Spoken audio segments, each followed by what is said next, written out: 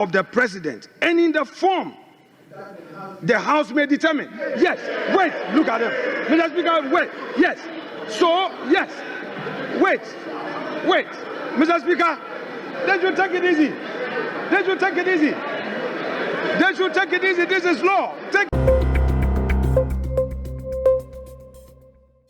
There be no further corrections. The official report of the 25th February 2025 is hereby adopted as a true record of proceedings. Honorable members, we will now move on to the item of the day. The main item of the day, that is item 7, statements. The first statement, yes. Thank you, Mr. Speaker. Mr. Speaker, on our today's order paper, item 7, as you rightly call, the budget statement and economic policy of the government for the year ending 31st December 2025. Mr. Speaker, I want to invite you to our standing orders, order 1952. Mr. Speaker, with your permission, I need guidance and I'll read it.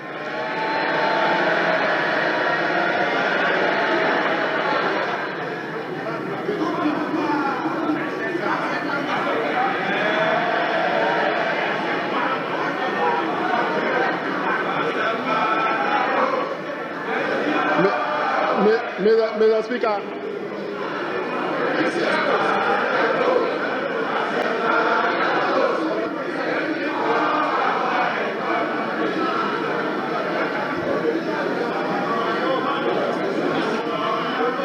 Honorable, please, let's listen to the Deputy Minority Whip. Thank you, Mr. Speaker. I think the Minister was, Mr. Speaker, order 1952. With your permission, Mr. Speaker, I need guidance and I read. The budget statement and economic policy of the government shall be presented to the House by the Minister responsible for finance on behalf of or on the authority of the President, and in a form the House may determine. Mr. Speaker, I'm emphasizing on the last part, in a form the House may determine. Mr. Speaker, as we speak, this new standing orders on this 9th Parliament, we haven't determined any form the budget statement will be presented as at now. Mr. Speaker, I have gone to read order 6, and I have checked on our schedule from schedule 1 to schedule 10, and that of order 6. And I have not been able to understand. And as we stand, Mr. Speaker, as at now, the House has not determined the form the budget is going to be presented. So, Mr. Speaker, the House has to determine the form before he can present any statement. Mr. Speaker, that is my plea, that the House must determine. My application is that the House must determine the form of the budget statement before he reads the statement. Thank you, Mr. Speaker. Majority Leader.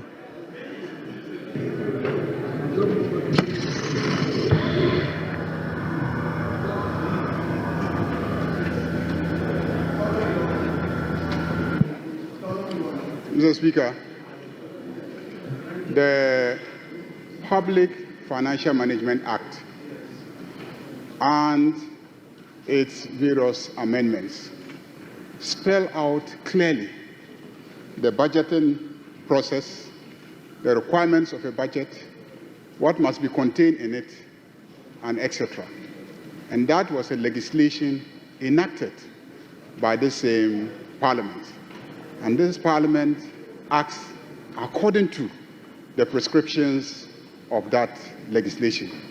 So if there are provisions in the standing orders that recommend that we have a form in which the budget should be presented, the provisions of the Public Financial Management Act, of course, is the parent legislation dealing with financial management and the presentation of budgets. So, Mr. Speaker, I don't think there's an issue here. Let's proceed and take the budget statement from the Minister of Finance. Minority Leader.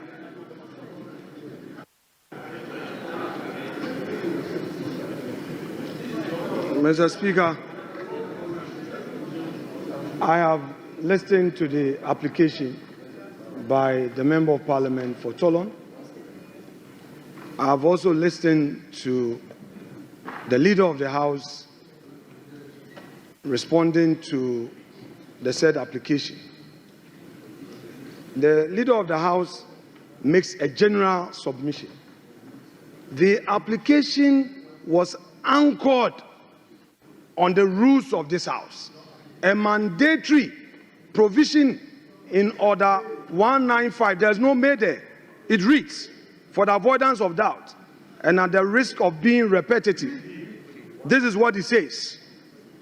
The budget statement in economic policy of the government shall be presented to the House by the Minister responsible for finance on behalf of and on the authority of the President, and in the form the House may determine. Yes, wait, look at them.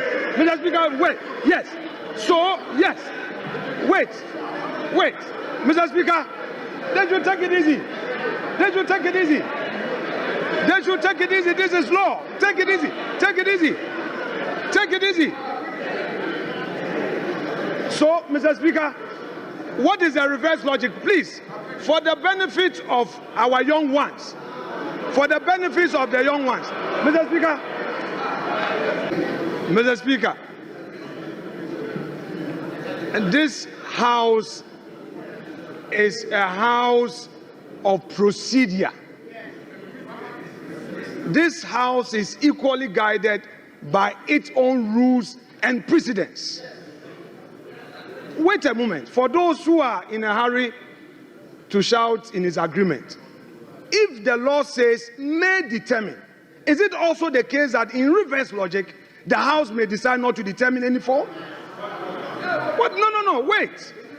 The law is that a budget statement must be presented. But we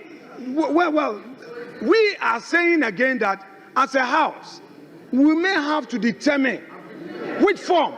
So, Mr. Speaker, the invitation by the minority, the deputy minority whip, is well founded. He is inviting us as a House to determine, are we going to allow him to make a statement, or we are going to allow him to move a motion? Is it going to be in a form of a motion or in a form of a statement? This is a well-anchored application. Don't use your number to shout to intimidate him. He has made a solid argument. This House has not determined the form in which this item has to be taken. The deputy minority whip is inviting us to set the ground rules. The majority leader got up and referred to PFM Act to say what? He didn't quote the specific provision. The man has made an application under our own rules. You didn't attack him on the rules. You didn't know. You didn't say anything against his application on the rules. Mr. Speaker, as the minister is here, in which form are we going to listen to him? Is he going to make a statement, or he is going to move a motion? Mr. Speaker, this House is being invited to determine this matter. You see, the Supreme Court has had an occasion to give a contextual interpretation where may is placed to mean shall. Yes, it is there. No, come on, Mr. Speaker, even that argument aside, put that argument aside. There's no need for any interpretation of whether may should be shall. The point is that The law provides that we should determine the form.